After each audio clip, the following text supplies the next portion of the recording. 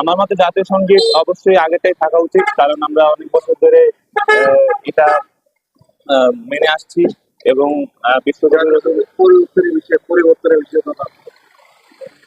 জাতিসংঘের পরিবর্তনের জন্য অনেকেই চাচ্ছে জাতিসংঘের পরিবর্তন করতে, কিন্তু আমরা চাচ্ছি এই জাতিসংগীত আগেরটাই থাকতে, কারণ বিশ্বকবি রবীন্দ্রনাথ ঠাকুর জাতিসংগীতটা লিখে গেছে এবং আমাদের জন্য এটাই বিলুপ্ত করার পক্ষে। কারণ এটা হলো একটা আমাদের বাংলাদেশের শোষণের জন্যই একটা কবিতা লেখা হয়েছিল কলকাতার মানে যে মানে কলকাতার জমিদার মানে পক্ষ থেকে আর কি, বা রাজার পক্ষ থেকে, মানে শোষণ করার একটা জন্য কবিতাটা তৈরি হয়েছে। আমি চাই না যে এরকম একটা কবিতা যে আমাদের জন্য খারাপের জন্য তৈরি করা হয়েছে, তার জন্য এটা আমাদের মানে উচিত না যে আমাদের এটা রাখা, এই জাতীয় সঙ্গীতটা রাখা উচিত না, এটা আমি মনে করি। আপনাকে ধন্যবাদ। আসলে জাতীয় সঙ্গীত এটা একটা গুরুত্বপূর্ণ ইস্যু এবং আসলে এটা মানুষের হৃদয়ে ধারণ করা একটা বিষয়। তো আমাদের দেশের যে জাতীয় সঙ্গীতটা আসলে স্বাধীনতার পর থেকে আমরা শুনে আসতেছি এবং দেখে আসতেছি, আসলে আমাদের যেটা প্রত্যেকেরই অন্তরের দাবি এবং আমিও যেটা বিশ্বাস করি এবং মনে করি, সেটা হচ্ছে যে জাতীয় সঙ্গীতের লেখকটাকে আসলে জাতীয় সঙ্গীতের লেখককে, এবং এই জাতীয় সঙ্গীত আসলে আমাদের দেশকে নিয়ে লেখা কিনা। তো যিনি লেখক তিনি হচ্ছেন আমরা জানি আমাদের রবীন্দ্রনাথ ঠাকুর, উনি লিখেছেন। উনি আসলে বাংলাদেশের নাগরিক না, 1 নম্বর ইস্যু। আর 2 নম্বর ইস্যু হচ্ছে যে উনি কিন্তু আমাদের এই বাংলাদেশকে নিয়ে এই লেখাটা লেখেনি, মানে এই কবিতা বা যেটা বলি না কেন, এটা কিন্তু উনি আমাদের দেশকে নিয়ে লেখেনি। আমার মন্তব্য হচ্ছে, আমার ব্যক্তিগত মতামত হচ্ছে, যেহেতু উনি আমাদের দেশের নাগরিক নয়, 2 নম্বর ইস্যু হচ্ছে উনি আমাদের দেশকে নিয়ে এই সঙ্গীতটা লেখেন নাই, তাহলে এইটা কেন আমাদের দেশের জাতীয় সঙ্গীত হিসাবে এটা আমরা করব? তো যাই হোক, এইগুলো আসলে আরো বিস্তর বিষয় থাকে, আলোচনা আছে।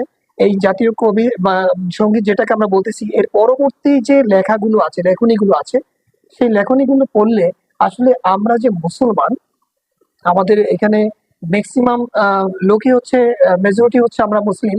আসলে এই মুসলমানদের সাথে এই কথাগুলো, এই লেখাগুলো যায় কিনা, যে মায়ের পদতলে আমাদের মাথা নত করা, বা আরো কিছু বিষয় আছে যেগুলো আমাদের সম্পূর্ণভাবে আমাদের ধর্মীয় মূল্যবোধকে মানে মূল্যবোধের বিপরীতে। আমি ব্যক্তিগতভাবে মনে করি যে জাতীয় সঙ্গীত পরিবর্তন করা দরকার,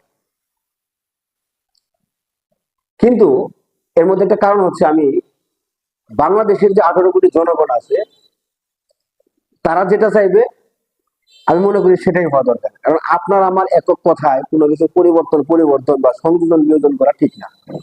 বাংলাদেশের সংখ্যাগরিষ্ঠ জনগণ যদি বলে হ্যাঁ এই জাতীয় সঙ্গীত পরিবর্তন করা প্রয়োজন, কারণ এখানে এই সমস্যা আছে, তাহলে পরিবর্তন হওয়ার পক্ষে আমি আছি।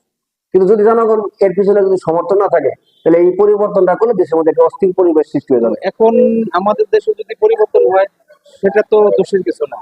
আর দ্বিতীয়ত, আমি যেভাবে শুনছি জাতীয় সঙ্গীত এখন সম্ভবত গতকালকে যেটা শুনলাম যে আলহামদুলিল্লাহ সূরা দিয়ে উদ্বোধন করা হয়েছে, ঠিক আছে। তো এমন যদি ধর্মীয় কিছু আসে তো ওয়েল, আমরা তো আলহামদুলিল্লাহ সাধুবাদ জানাবো, ঠিক আছে, পরিবর্তন হতে পারে। তো একটা ইতিহাস স্বীকৃত একটা বিষয়কে পরিবর্তন করতে হলে বা বাতিল করতে হলে,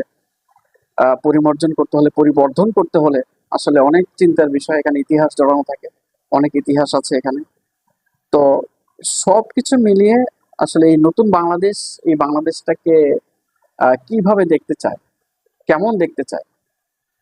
তো পূর্বের জারিকৃত বা চলমান যে ইস্যুগুলো আছে, ওই বর্তমান বাংলাদেশের জনগণের উইল অনুযায়ী সেগুলো হতে হবে। এখানে বাংলাদেশের মানুষ যদি চায় যে জাতীয় সঙ্গীত এটাই থাকবে, যদি চায় যে এটা পরিবর্তন করতে হবে, তাহলে করতে হবে। এটা তো জনগণের উপরে নির্ভর করে। যেটা জাতীয় সঙ্গীত আছে এটা আমরা চাই, কারণ এটা যেহেতু অনেক আগে থেকে আমাদের ছেলেদের জাতীয় সঙ্গীত, এটা তো আসলে হিন্দুদের কোনো ইয়া নাই, এটা আমাদের সবার জন্য, এটা ধর্ম বর্ণ নির্বিশেষে সবার জন্য এটা জাতীয় সঙ্গীত। এটা আমার বাঙালি জাতি যেহেতু আমরা, এই জন্য আমার জাতীয় সঙ্গীত আমরা চাই, আমরা এটাই চাই।